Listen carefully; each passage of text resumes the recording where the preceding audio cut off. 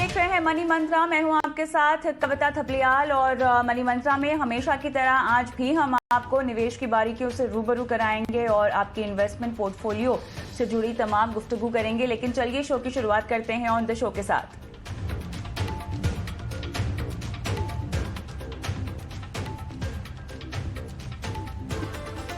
साल 2022 बनाए निवेश का कामयाब साल। 2022 कैसे रहेगा एसआईपी से निवेश के लिए फायदेमंद, बताएगा आपको आज मनी मंत्रा।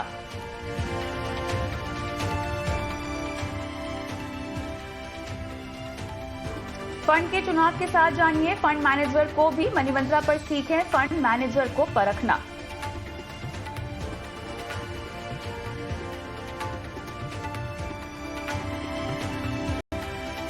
हर महीने नहीं कमाते हैं तय राशि, मनी मंत्रा से जानिए आपके आय से मेल खाते निवेश विकल्प को। और साथ ही अगर आप अपने सवाल हमसे पूछना चाहते हैं तो निवेश, इंश्योरेंस, लोन, क्रेडिट कार्ड, ये सवाल हमसे आप पूछ सकते हैं व्हाट्सएप पर 9619873567 पर अपना सवाल हमें भेजें। आप चाहें तो अपना सवाल वीडियो में रिकॉर्ड करके भी हम तक पहुंचा सकते हैं।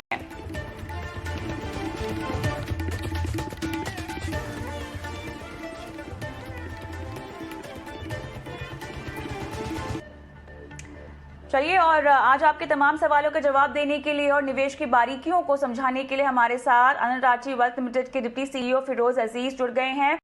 फिरोज, गुड इवनिंग, स्वागत है आपका। बेहद खास शो, क्योंकि हम आज बहुत ही अहम मुद्दों पर बात करने वाले हैं। फिरोज, हमेशा से हम सिस्टमैटिक इन्वेस्टमेंट प्लान के जरिए निवेशकों को कहते हैं कि अपनी निवेश की स्ट्रैटेजी बनाएं, क्योंकि ये एक ऐसा जरिया है निवेश का जहां पर आप छोटी छोटी किश्तों में भी निवेश की शुरुआत कर सकते हैं। बूंद बूंद से सागर बनता है, ये हम सब जानते हैं। लेकिन पिछले साल का जो रिटर्न लोगों ने देखा है बाजार में आते हुए, कहीं इस साल जिस तरह से हम बाजार का कर रहे हैं विश्लेषण, उठापटक होने के काफी आसार हैं। इसके पीछे तमाम ट्रिगर्स हैं, घरेलू भी है, अंतर्राष्ट्रीय भी है। लेकिन अगर आपने एसआईपी के जरिए निवेश करना है तो ये साल आपके लिए काफी कामयाब भरा हो सकता है इन्वेस्टमेंट के नजरिए से। फिरोज, क्या कहेंगे, साल 2022 एसआईपी से निवेश करने का साल? यस कविता जी, बिल्कुल। एसआईपी तो हमेशा एवरग्रीन मेथड है, बट आई थिंक 2022 के लिए एक एसआईपी बहुत इंपॉर्टेंट जरिया होगा। जैसे आपने कहा कि मार्केट में उठा पटक होगी, ऊपर नीचे वॉलेटिलिटी होगी, रिस्क होगा। तो जब भी मार्केट ऊपर नीचे जाती है तो एसआईपी इन्वेस्टर्स का बहुत मुनाफा होता है, क्योंकि जब भी महंगी एनएवी होती है, जब मार्केट ऊपर होती है तो आपको कम यूनिट्स मिलती हैं, और जब एनएवी कम होती है, मार्केट नीचे होती है, तो अधिक यूनिट्स मिलते हैं। इस कॉन्सेप्ट को रूपी कॉस्ट एवरेजिंग कहते हैं, और इसका जो मैग्नीट्यूड होगा 2022 में कुछ ज्यादा ही होगा। सो एसआईपी अगर आपने शुरुआत नहीं की है तो बिल्कुल 2022 is a great time for a शुभारंभ। एंड जो कर रहे हैं उनको बिल्कुल बरकरार रखनी चाहिए एसआईपी, क्योंकि पैसे भी बनेंगे और मार्केट के उतार चढ़ाव से रूपी कॉस्ट एवरेजिंग का फायदा भी निवेशकों को मिलता हुआ दिखेगा। तो फिरोज, एसआईपी को लेकर तमाम बारीकियां तो लगभग हर शो में हम निवेशकों को समझाते हैं, लेकिन मैं चाहती हूं कि आज के शो में, क्योंकि देखिए इन्वेस्टमेंट की जब बात आती है ना तो आंकड़े फिरोज काफी मायने रखते हैं। तो मैं चाहती हूं कि कुछ आंकड़ों के जरिए आप हमें बताएं कि कैसे, अगर हम 2016 से ही शुरुआत करें तो किस तरह से एसआईपी के जरिए निवेश के आंकड़ों में हमने हमेशा बढ़त ही देखी है। यस कविता जी, देखिए ना, आप जैसे कह रही हैं आंकड़े बहुत इंपॉर्टेंट हैं। एक आंकड़े देख के ही एक निवेशक या प्रोस्पेक्टिव निवेशक जो निवेश करने का सिर्फ सोच ही रहे हैं, वो पहला अपना कदम बढ़ा सकते हैं। तो अगर आप 2017 फाइनेंशियल ईयर की बात करें तो 43,000 करोड़ आए थे एसआईपी के माध्यम से। तो 25 सालों में इंडस्ट्री जब प्राइवेटाइज हुई थी 1992-1993 में, उसके बाद 25 साल में 43,000 करोड़ की एसआईपी का निवेश टोटल उस फाइनेंशियल ईयर में हुआ था। अब इस साल का आंकड़ा देख के चकाचौंध रह जाते हैं। जो भी देखते हैं, इस साल ये रेट पे 1,15,000 करोड़ पे पहुंचने के अच्छे खासे आसार हैं। 77,000 करोड़ ऑलरेडी पहले 8 महीनों में निवेश हो चुका है। तो 25 साल एक तरफ, और लास्ट 3-4 सालों में, 5 सालों में वो 43,000 बढ़ के इस साल 1,15,000 करोड़ का निवेश। और भारत के कोनों कोनों में से रिटेल निवेशक, छोटे से छोटा इन्वेस्टर इन्वेस्ट करके इस आंकड़े को लेके आया। तो हम सबको एज अ भारतीय गर्व होना चाहिए कि 1,15,000 करोड़ का निवेश एक सबसे रेगुलेटेड, सबसे अच्छे प्लेटफॉर्म में इंसानों का, निवेशकों का, इंडियंस का हो रहा है। तो छाती चौड़ी होनी चाहिए। बिल्कुल। खास बात यहाँ पर यह है कि ताज़ा आंकड़े अगर हम एम्फी के जरिए भी देखें, जो कि महीने दर महीने फिरोज आंकड़े देते हैं, तो लगभग 11,305 करोड़ का दिसंबर में कंट्रीब्यूशन आया है एसआईपी का। नवंबर में हमने देखा था कि ऑलरेडी 11,000 तक का यह आंकड़ा पहुंच गया था, लेकिन अब उसके पार भी जाता हुआ दिखाई दे रहा है। अहम बात यहाँ पर यह है कि किस तरह के फंड्स में लोग एसआईपी कर रहे हैं। हम न सिर्फ आपको ये बताना चाह रहे हैं कि एसआईपी के जरिए अपना निवेश आपको बरकरार रखना है, वो तो आपको हर हालात में रखना चाहिए, लेकिन ये साल इसीलिए भी अहम है क्योंकि जिन्होंने खासतौर से पिछले साल अपना इन्वेस्टमेंट शुरू किया था, वो बाजार के उठापटक को देख के घबरा ना जाए, क्योंकि आपकी बाजार को लेकर समझ कितनी है हम नहीं जानते, लेकिन इन्वेस्टमेंट स्ट्रैटेजी जब भी आप बनाते हैं तो हमेशा हम कहते हैं कि 5 या उससे ज्यादा साल तक इक्विटी बाजार में आपको रहना चाहिए। लेकिन फिरोज, बाजार में निवेश की हम बात करें तो एक्टिव फंड्स में निवेश और एक्टिव फंड्स में एसआईपी के क्या हाल हैं? एक्टिव फंड्स और पैसिव फंड्स में अगर मैं निवेश की बात करूं एसआईपी के जरिए, तो क्या फिगर्स है और किस हद तक किस तरह के फंड ने बेंचमार्क को बीट किया है, कुछ बताएं इसके बारे में। इस कविता जी, पहले तो एसआईपी का जो आंकड़ा आपने बोला 11,300 करोड़, दिसंबर में एक महीने में 11,300 करोड़ आए थे। इस साल की अगर बात करें, 9 महीने जा चुके हैं इस फाइनेंशियल ईयर में, हर महीने 200 या 300 करोड़ से इस आंकड़े की बढ़त हुई है। पहले महीने में इस फाइनेंशियल ईयर के अप्रैल में 8,500 करोड़ का आंकड़ा था, आज 11,300 करोड़ पे पहुंच गया। ऐसा कोई भी महीना नहीं था लास्ट 9 मंथ में कि ये आंकड़ा ना बढ़ा हो। तो बहुत सारे लोग समझदारी से इक्विटी का इन्वेस्टमेंट अच्छे प्लेटफॉर्म से कर रहे हैं। That's point 1। पॉइंट 2, कौन सी स्कीम्स में एक्टिव मैनेजमेंट में एसआईपी हो रही है कि नहीं हो रही, ये मुझे बहुत खुशी होती है बताते वक्त कि एसआईपी का लार्जली पैसा एक्टिव मैनेज फंड में ही जाता है। और ईटीएफ्स में बड़े बड़े इंस्टीट्यूशन, एम्प्लॉय प्रोविडेंट फंड, उनके पैसे लगते हैं जो 3 लाख करोड़ हैं ईटीएफ में। उधर ज्यादातर हाई नेटवर्क इंडिविजुअल और इंस्टीट्यूशंस ने इन्वेस्ट किया है, और रिटेल निवेशक फंड मैनेजर पे भरोसा करके एक थोड़ी अधिक ज्यादा फी लेके उनकी वैल्यू का फायदा उठा रहा है। So that's the second point. Third point, ऐसी कौन सी कैटेगरीज हैं जो 2021 और उसके पहले भी ज्यादा एक्स्ट्रा रिटर्न देने की क्षमता दिखा चुकी हैं? एक कैटेगरी जरूर होगी, large and mid cap category, और एक फ्लेक्सी कैप कैटेगरी। ये 2 कैटेगरीज ने कन्वेंशनल कैटेगरीज को बीट किया है अल्फा जनरेट करने की प्रोबेबिलिटी में। अगर 2021 की ही बात करूं तो value funds and dividend yield fund में हर स्कीम ने, हर एएमसी की हर स्कीम ने निफ्टी को बीट किया।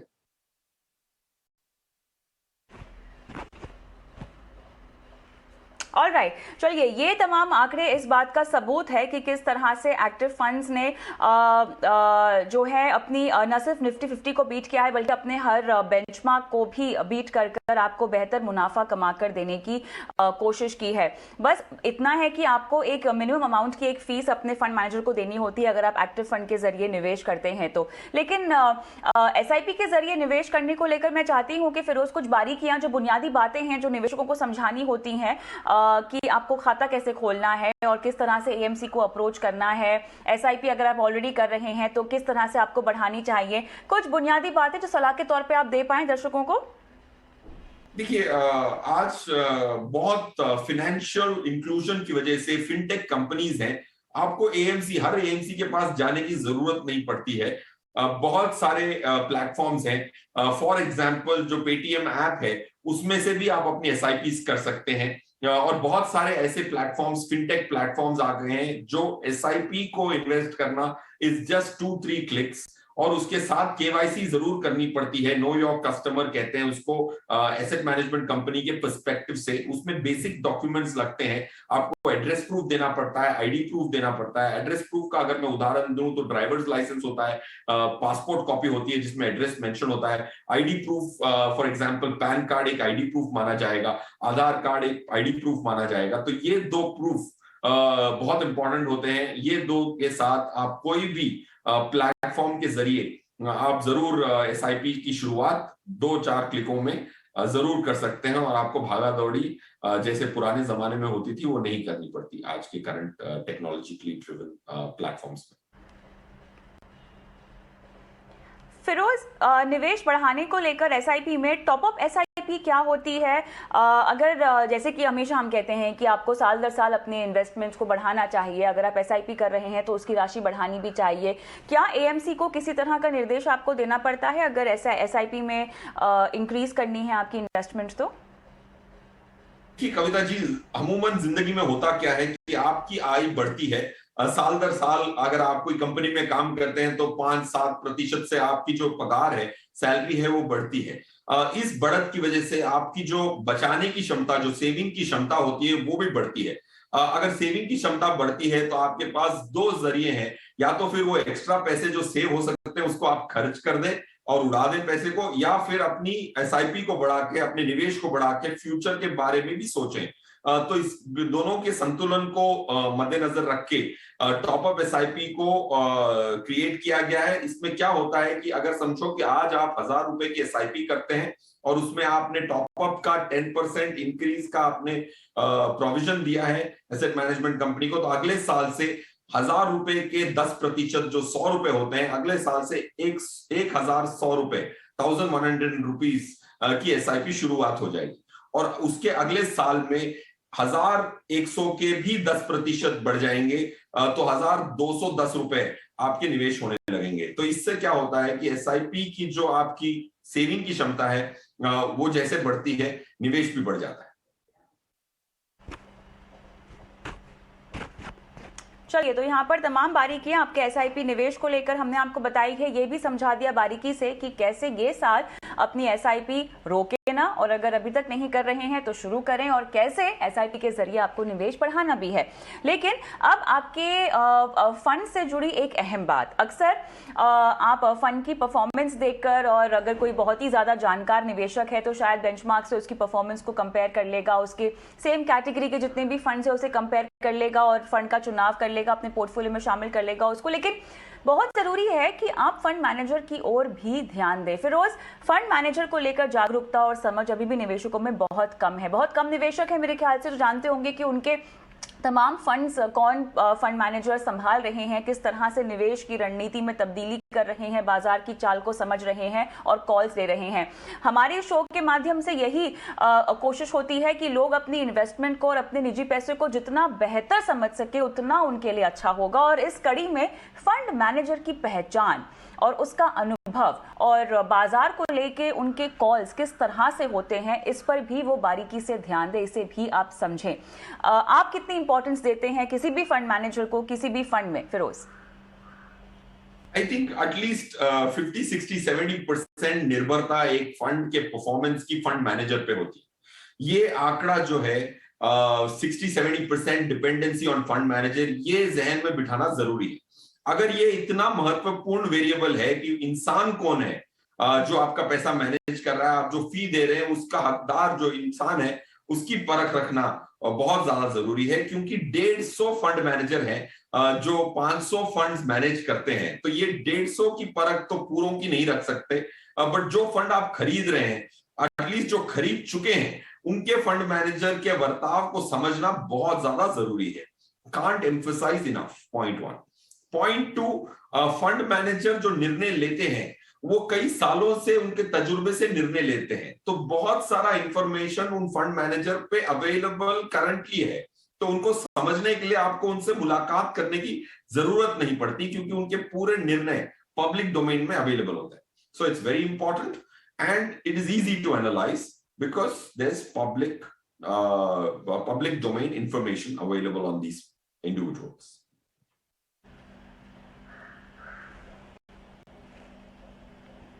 ऑलराइट, लेकिन चलिए, मेरे ख्याल से हमें कुछ टिप्स देनी चाहिए निवेशकों को, फिरोज, जहां पर वो एक फंड मैनेजर को पहचाने। ऑब्वियसली जो बेस्ट फंड मैनेजर्स आपने रेकमेंड किए हैं या जिनकी आपने बात की है वो आगे चल के हम बताएंगे भी शो में, लेकिन बहुत जरूरी है कि आप कुछ पैरामीटर्स समझ लें जिसके तहत आपको अपने फंड मैनेजर को परखना होता है, उनका चुनाव करना होता है। तो फिरोज, सबसे पहले क्या बात देखनी चाहिए किसी भी फंड मैनेजर में?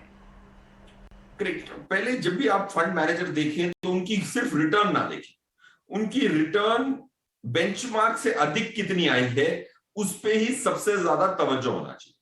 अगर मार्केट ने बहुत अच्छा प्रदर्शन किया तो जाहिर सी बात है कि सारे फंड मैनेजर अच्छा प्रदर्शन करेंगे। काफी निवेशक सिर्फ ओवरऑल परफॉर्मेंस पे ही अपनी रिसर्च को सीमित रखते हैं।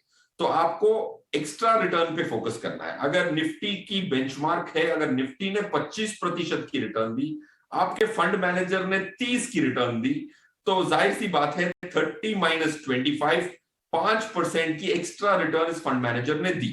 तो उस पे तवज्जो लगाएं, एक्स्ट्रा रिटर्न पे, ना कि पूरी रिटर्न पे। That's point 1। Point 2, her fund manager जो एक्स्ट्रा रिटर्न निकालते हैं उनके अलग अलग जरिए होते हैं। कोई अच्छे स्टॉक्स पे चुनाव करके एक्स्ट्रा रिटर्न निकालते हैं, कोई सेक्टर का चुनाव करके एक्स्ट्रा रिटर्न निकालते हैं। तो उनका जो स्टाइल होता है अल्फा जनरेट करने का बहुत इंपॉर्टेंट होता है। अगर वो स्टॉक पे ज्यादा एम्फेसिस करते हैं तो उनको कहते हैं बॉटम अप। अगर वो सेक्टर और किस श्रेय में वो बिजनेस है उस पर निर्भरता होती है तो उसको कहते हैं टॉप डाउन। तो वो स्टाइल पे निर्भर करता है। वो वैल्यू स्टॉक्स खरीदते हैं या ग्रोथ स्टॉक्स खरीदते हैं, वो भी एक स्टाइल है। तो हर स्टाइल हर मार्केट में नहीं चलता। तो एक फंड मैनेजर का क्या स्टाइल है ये जानना बहुत जरूरी है। उसकी काबिलियत टॉप डाउन है या बॉटम अप है ये जानना जरूरी है। उसके वो जो जब भी कोई स्टॉक खरीदते हैं तो कितने बार गलत जाते हैं, कितने बार सही जाते हैं, उसको हम अनंत राठी में एनालाइज करते हैं। उसको कहते हैं हम स्ट्रे रेशियो, वो करते हैं। ये सब करने के बाद उसकी ट्रैक रिकॉर्ड भी देखें, क्या तजुर्बा है, पुरानी कंपनी में कौन सी कंपनी में काम किया था, उधर कैसा प्रदर्शन था, उनकी पूरी हिस्ट्री के बारे में पढ़ना और जानना is what generally at Anand Rathi we do. And जितना भी हो सके एक निवेशक को इन पे होमवर्क जरूर करना चाहिए।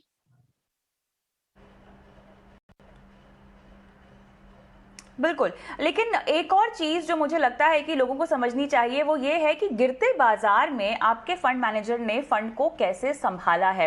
अब फिरोज, हर किसी निवेशक की तो बस की बात नहीं होती कि वो किसी भी फंड के पोर्टफोलियो को देखे, उसमें किस तरह के स्टॉक्स हैं, हर तिमाही किस तरह से स्टॉक्स बदले जा रहे हैं। तो बाजार की गिरावट में आपका फंड मैनेजर किस तरह से बदलाव कर रहा है, कैसे आपको जोखिम से बचा रहा है, ये अगर मुझे समझना हो तो मैं कैसे समझूं? कविता जी, ये फॉर्चुनेटली जो स्टेटिस्टिक्स है, जो आंकड़े मिलते हैं, उसमें काफी सारे ऐसे आंकड़े होते हैं जो हमें जो चाहिए होता है वो इंफॉर्मेशन दे देते हैं। जैसे आपने कहा कि बुरे वक्त में फंड मैनेजर का प्रदर्शन कैसा था, इसका एक आंकड़ा आता है, उसको कहते हैं हम down capture ratio. Down capture ratio का ये मतलब है कि जब भी मार्केट खराब रही तो इन्होंने कितनी गिरावट दिखाई।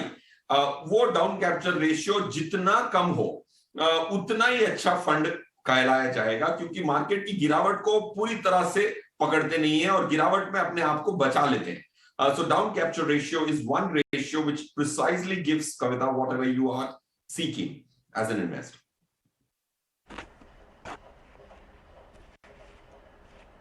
चलिए, तो यहाँ पर बुनियादी बातें जो आपको फंड से पहले फंड मैनेजर में देखनी चाहिए, और क्या फंड मैनेजर के तहत मुझे फंड का चुनाव करना चाहिए। फिरोज, क्या ये, अगर मैं फंड सिलेक्शन क्राइटेरिया की बात करूं तो क्या फंड मैनेजर पहला क्राइटेरिया हो सकता है मेरे लिए?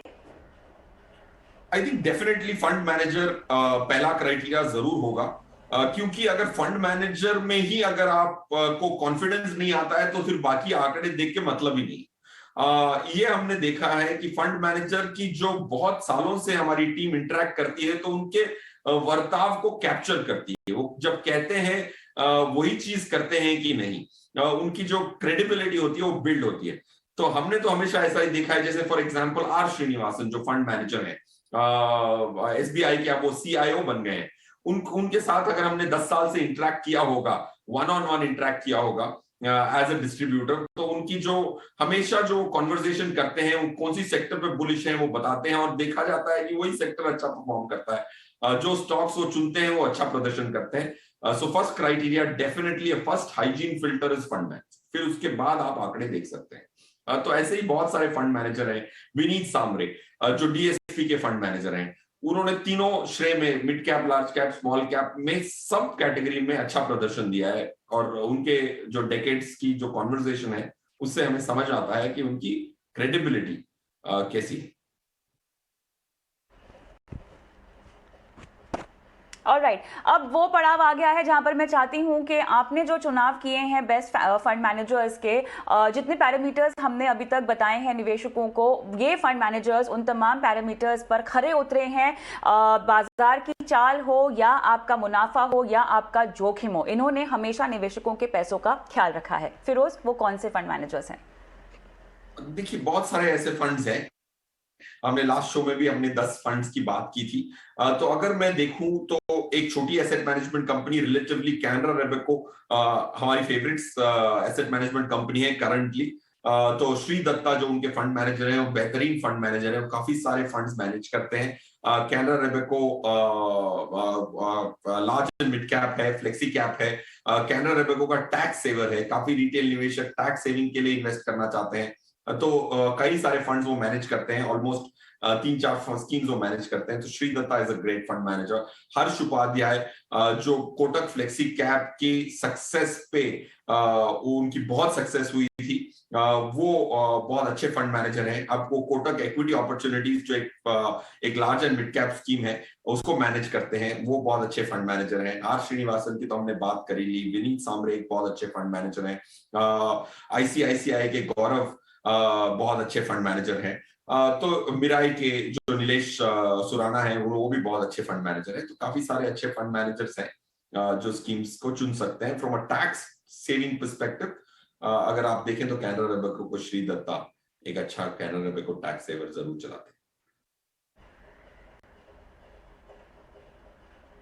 ऑलराइट, तो चलिए यहाँ पर उम्दा फंड मैनेजर्स का फंड और उनकी जो भी फंड को लेकर रणनीति है बताई है फिरोज ने। लेकिन इसके अलावा एक और मुद्दा है जो मेरे ख्याल से काफ़ी हॉट टॉपिक रहने वाला है, टैक्स बचत के लिए इन्वेस्टमेंट का।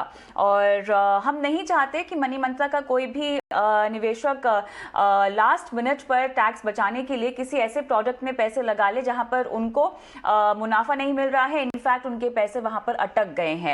इसी से बचाने के लिए हम लगातार कोशिश करते हैं कि आपके लिए बेहतरीन से बेहतरीन निवेश विकल्प लेकर आएं। और आज फिरोज हमें बेहतरीन ELSS फंड्स पर रिकमेंडेशन देने वाले हैं जो टैक्स बचाने के लिए आपको अपने पोर्टफोलियो में शामिल करने हैं। बहुत बेहतर होगा अगर आप इसको अपने किसी लक्ष्य से लाइंड अप भी कर लें। और हाँ, 3 साल के लॉक इन का भी आपको ख्याल रखना होगा। तो फिरोज बताएं।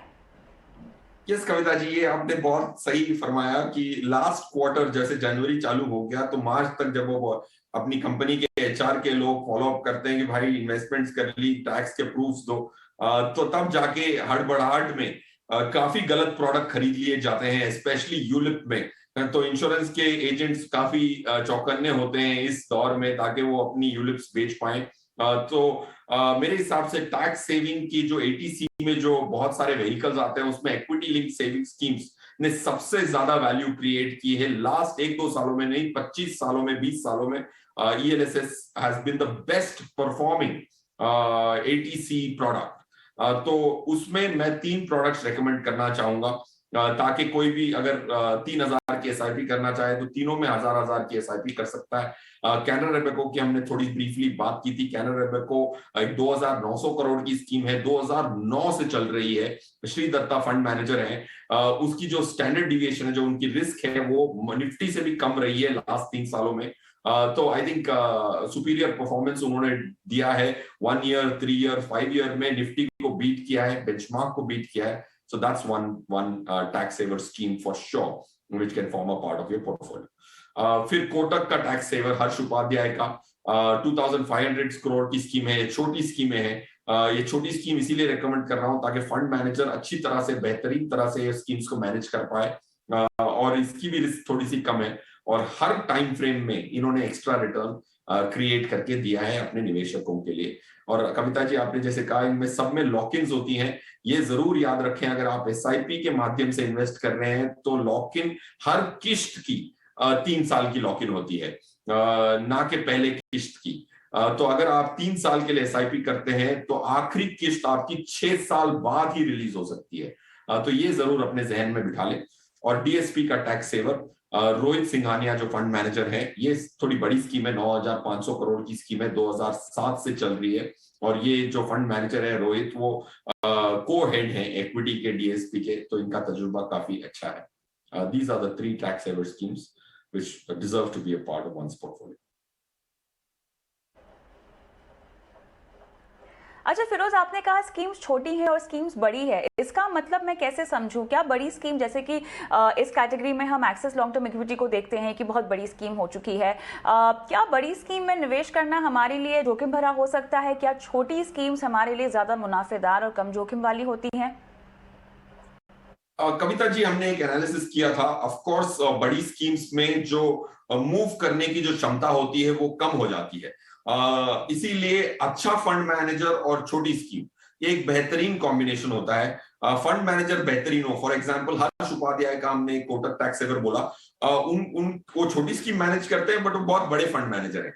वो सबसे बड़ी स्कीम भी कोटक की मैनेज करते हैं और ये स्कीम भी मैनेज करते हैं। तो ऐसा नहीं कि छोटी स्कीम को कम तजुर्बे वाले ही फंड मैनेजर मैनेज करते हैं। So great fund manager with a small scheme, performance की संभावना थोड़ी अधिक जरूर होती है, क्योंकि फंड मैनेजर जो भी अपनी मर्जी को, अपनी थॉट प्रोसेस को इंप्लीमेंट जरूर कर सकता है। अगर 50,000 करोड़ की स्कीम है, अगर एक स्टॉक बेचना है तो उनको 500 करोड़ का स्टॉक बेचना है। अगर 2,500 करोड़ की स्कीम में अगर एक स्टॉक बेचना है तो 20-25 करोड़ बेचना है, जो मार्केट में बिक भी जाता है एक दिन में, आधे दिन में। So that's why good fund manager, great fund manager, small scheme, good idea. अच्छा, लेकिन एक शख्स को कितनी एलएसएस स्कीम्स में निवेश करना चाहिए? मेरे पोर्टफोलियो में कितनी एलएसएस फंड को मैं रखूं? देखिए, अगर आपकी 1.5 लाख की लिमिट है तो जाहिर सी बात है कि कुछ ना कुछ इनवॉलंटरी इन्वेस्टमेंट्स होती होंगी, जैसे होम लोन की प्रिंसिपल पेमेंट हो जाती है, आपकी जो एम्प्लॉय प्रोविडेंट फंड कटती है, वो सब एटीसी में शामिल होता है। समझो कि आपकी अगर 60,000 की लिमिट बच गई और 90,000 ऑटोमेटिकली यूटिलाइज हो गई है, दूसरी इनवॉलंटरी कहते हैं, इनवॉलंटरी मेथड्स ऑफ इन्वेस्टिंग में अगर वो यूटिलाइज हो गई, अगर आपके 60,000 रुपए हैं तो आपके पास मंथली क्लोज टू 5,000 रुपए की आप एसआईपी कर सकते हैं। अगर आप 5,000 रुपए की एसआईपी कर रहे हैं सिर्फ ईएलएसएस स्कीम्स में, तो ये तीनों स्कीम्स शामिल कर सकते हैं। अगर आप सिर्फ 2,000 की एसआईपी कर रहे हैं तो आप 2 स्कीम्स करें। तो अगर 5,000 से ज्यादा मंथली एसआईपी करनी पड़ रही है आपको ये एटीसी का पूरा भरपूर फायदा उठाने के लिए, तो तीनों स्कीम्स शामिल हो सकते हैं। कविता जी, ऑलराइट फिरोज, मेरे ख्याल से शो को यहाँ पर फिलहाल आपके साथ समाप्त करने का समय आ गया है। बहुत बहुत धन्यवाद आपका, और आपने समय निकाला, दर्शकों को गाइड की उनकी फाइनेंशियल प्लानिंग के लिए। अगले हफ्ते आपसे फिर मुलाकात होगी। धन्यवाद फिरोज। मनी मंत्रा में हम रुकेंगे छोटे से ब्रेक के लिए, लेकिन ब्रेक के उस पर आपको बता देते हैं कि आप अपने सवाल हम तक पहुंचा सकते हैं। आपको व्हाट्सएप करना है 9619873567 पर, और अपने सवाल आप हमें वीडियो बनाकर भी भेज सकते हैं। फिलहाल मनी मंत्रा में वक्त हो गया है छोटे से ब्रेक का। ब्रेक के उस पार दर्शकों के सवालों को शो में शामिल करेंगे। बने रहें हमारे साथ।